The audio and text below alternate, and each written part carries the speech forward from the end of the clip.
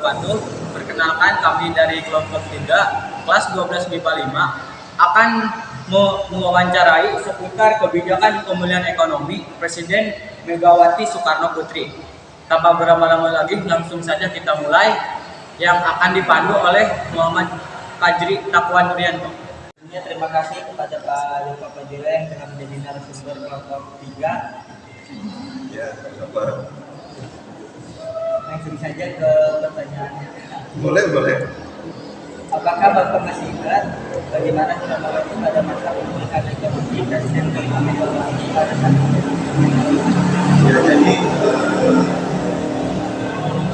ketika pemerintahan Megawati itu sebetulnya masih dalam tahap pemulihan. Jadi pemulihan ekonomi itu bukan hanya di zaman Presiden Megawati, tapi dimulai dari zaman Presiden Habibie, karena kita tahu di 98 setelah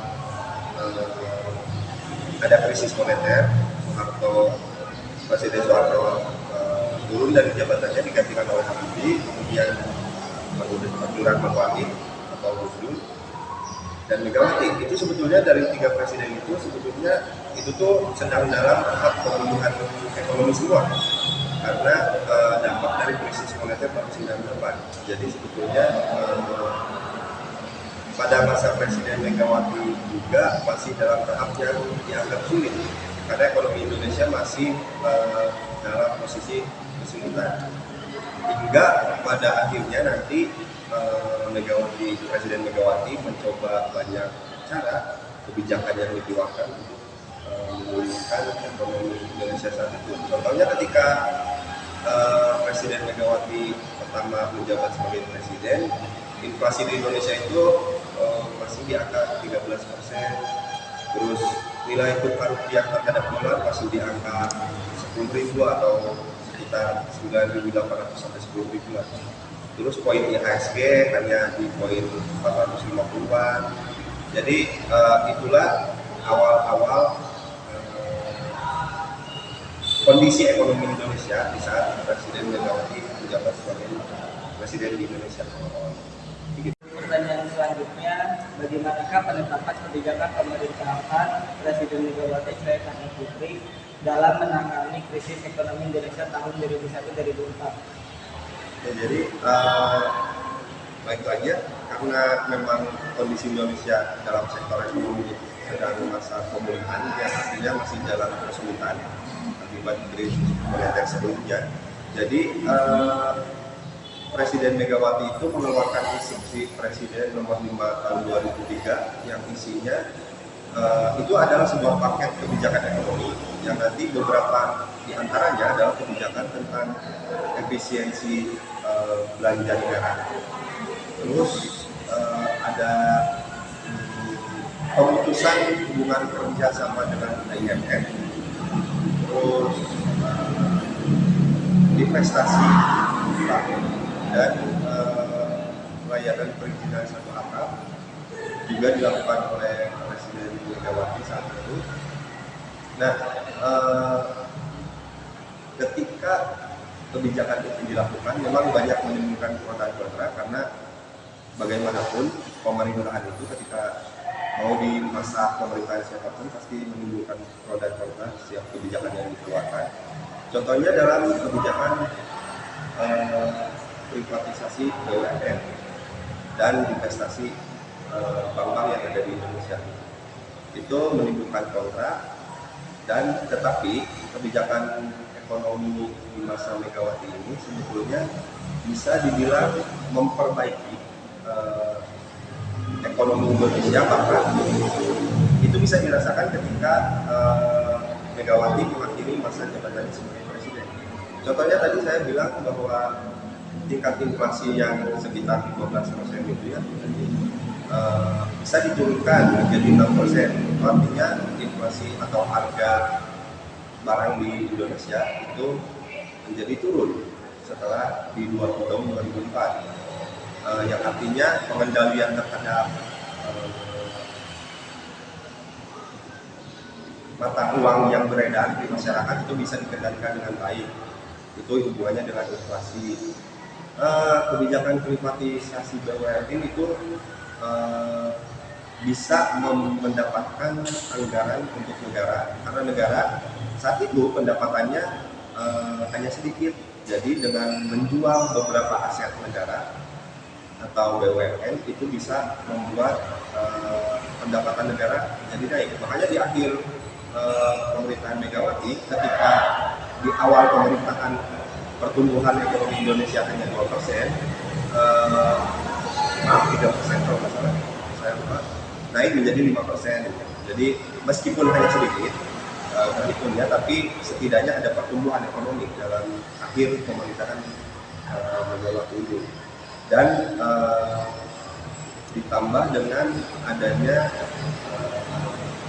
komitmen dari Presiden Megawati, karena menurut beliau salah satu kenapa sektor ekonomi itu bisa rusak karena layanan atau orang-orang oknum-oknum di dalam pemerintahan itu banyak melakukan korupsi.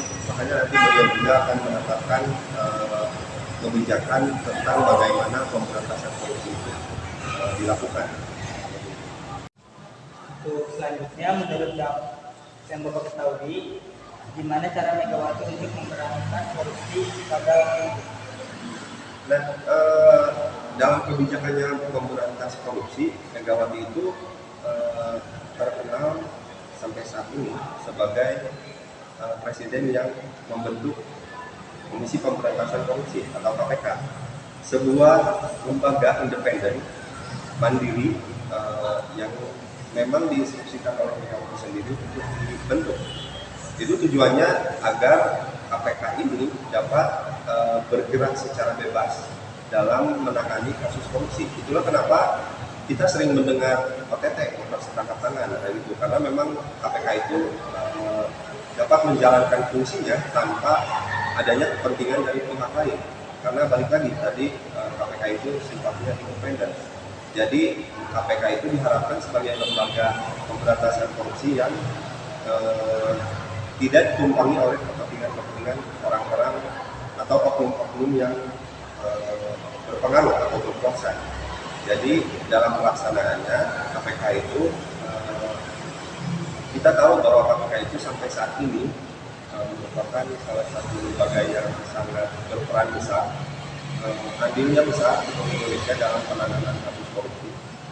Nah, ini akibat dari keberanian dari Presiden Megawati, karena kita tahu ya di Indonesia itu masalah korupsi itu sedikit sudah agak sulit memang pemberantasan korupsi di Indonesia karena banyak oknum-oknum yang banyak dalam tanda kutip menjegal jika memang ada pemberantasan korupsi kayak gitu. Nah, meskipun begitu, Megawati ini melakukan hal tersebut sebetulnya diperankan SAI semenjak zaman Presiden Habibie. Jadi Presiden Habibie juga sudah mempunyai ide bahwa ingin membentuk sebuah lembaga yang anti korupsi gitu. Meskipun tidak terrealisasi, kemudian nanti Presiden Gus Dur juga punya ide tersebut. Nah, realisasinya atau pembentukan lembaga yang benar-benar independen itu atau KPK itu di zaman Presiden Megawati Soekarno di tahun 2002. Kebijakan pemulihan ekonomi Presiden Megawati, adakah dampak negatif Tentu ada ya, segala kebijakan itu sebetulnya pasti menimbulkan baik lagi pro dan kontra, dan biasanya memang ada efek negatifnya. Tapi tergantung apakah efek negatifnya ini memang signifikan atau tidak gitu. Di masa pemulihan ekonomi Presiden Megawati ini banyak kebijakan, beberapa hal yang tadi saya ungkapkan itu beberapa halnya menunjukkan ketidakpuasan. Ini bukan negatif ya, cuma lebih ke ketidakpuasan masyarakat terhadap kebijakan yang dilakukan oleh Presiden Megawati. Contohnya adalah dari penyediaan lapangan kerja. Meskipun sebetulnya itu masih dapat dipahami bahwa memang kondisi Indonesia saat itu masih dalam posisi kesulitan. Kita juga tahu bahwa masalah penyediaan lapangan kerja juga sampai saat ini masih menjadi suatu masalah, apalagi di zaman Presiden Megawati yang masih dalam tahap ekonomi. Makanya masyarakat kurang puas terhadap hal tersebut. Ditambah dengan kurang puasnya masyarakat terhadap kebijakan Megawati dalam pengendalian harga barang. Meskipun terdapat inflasi yang berikut, itu artinya harga barang juga menjadi tapi tentunya masyarakat saat itu puas dengan hasil kerjanya dari Ibu Megawati ini. Meskipun harga sudah turun, tetapi ya tingkat kepuasan masyarakat masih belum memuaskan. Terus ada lagi yaitu ketersediaan sembako.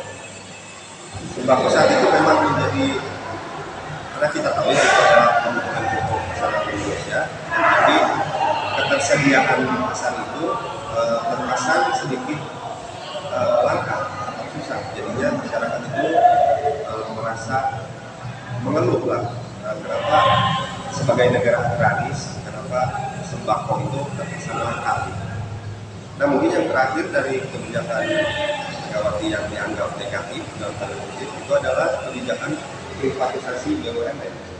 Privatisasi BUMN ini merupakan penjualan aset negara.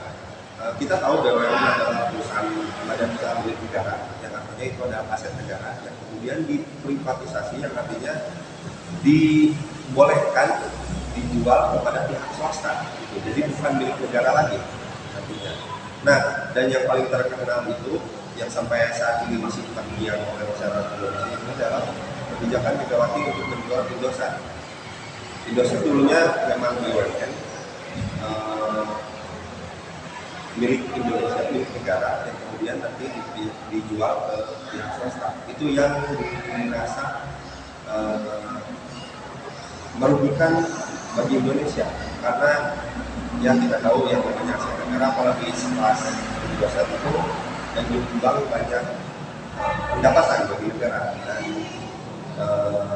itu disayangkan oleh banyak masyarakat dan pakar ekonomi. Meskipun pada akhirnya kita tahu penjualan Indosat itu, hasil penjualannya itu lebih menutupi defisit anggaran Indonesia saat ini. Bagaimana pendapat Bapak tentang adanya kebijakan pemulihan ekonomi pada masa Presiden Megawati pada 2004? Ya, jadi menurut pendapat saya pribadi, sebetulnya yang dilakukan oleh Presiden Megawati itu sudah baiknya. Bagaimanapun kita harus mengapresiasi apa yang sudah beliau lakukan demi pemulihan ekonomi. Bahkan untuk semua presiden yang telah menjabat, sebetulnya pasti ada sisi baik dan sisi buruknya, dan kita teladani saja apapun yang telah presiden kita lakukan. Buruknya kita perbaiki kalau diacari, baiknya kita ambil sebagai pembelajaran dan untuk memperbaiki lagi.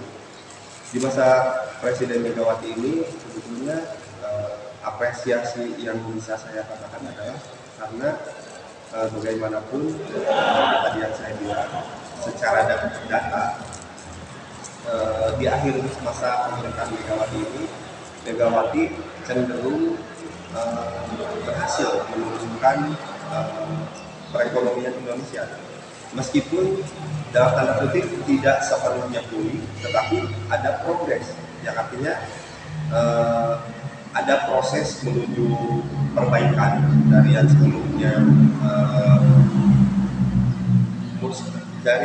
mungkin bisa dikatakan masih rendah, kemudian ditumbuhkan di masa Presiden Megawati. Contohnya kayak tadi tingkat inflasi ketika awal menjabat Presiden Megawati sekitar 13%, diturunkan menjadi 6% ketika Presiden Megawati mengakhiri masa jabatannya. Terus pertumbuhan ekonomi yang dari 3% menjadi naik menjadi 5% gitu. Dan dibentuknya KPK yang sampai saat ini kita rasakan itu adalah lembaga yang benar-benar keren ya, karena lembaga independen yang bagaimanapun juga sudah banyak andilnya terhadap pemberantasan korupsi. Ya bagi saya secara pribadi baik buruknya itu selalu ada, tapi saya selalu memandang sisi baiknya. Entah itu bukan hanya di Presiden Megawati, bahkan dari presiden pertama sampai ke presiden yang sekarang, saya selalu mengapresiasi apapun yang telah presiden kita lakukan, karena itu pasti tujuan awalnya pasti untuk memajukan bangsa dan negara Indonesia. Terima kasih kepada Pak Yoba yang telah menjadi narasumber kelompok kami. Mungkin itu tadi hasil wawancara kami dengan Pak Yoba.